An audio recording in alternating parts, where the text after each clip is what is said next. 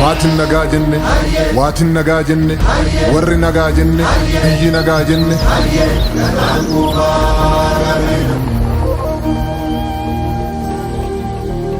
Gadaa shananiin tumme, gadaa shananiin muree, udaa shanaan jalatti jaalalaan waliin bulee.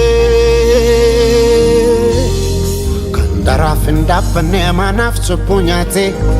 Hundumaa danda'u tuuta firratti baate saba garaa bal'atu saba garaa galaanaa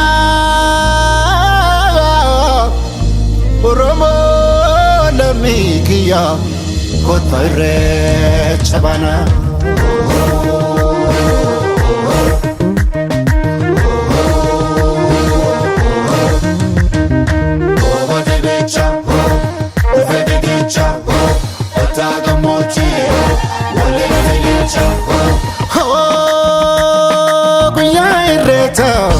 Guyyaa irreecha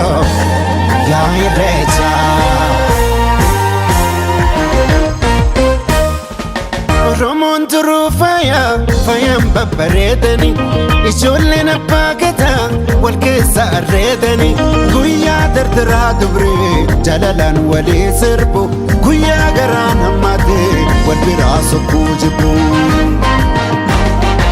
Gadaatu garoomina garooma jabeeffanna irreechi irree keenya waaqa galatoonfanna handhuura abbaa kiyyaa qomoon kolubbuu kiyya arrallee na boojii sirraa dhalachuun kiyyaa arrallee na boojii sirraa dhalachuun kiyyaa.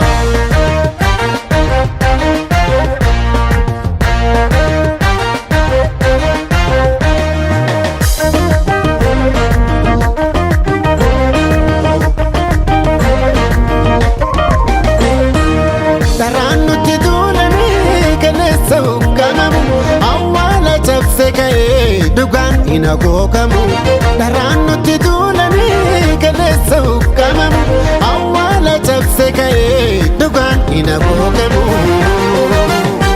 Yeroo nuti mootulle rakkoonsa rakkoo dhalte yeroo nuti mootulle rakkoonsa rakkoo dhalte irreechatti deebine dhugaan batte deebite irreechatti deebine dhugaan batte deebite.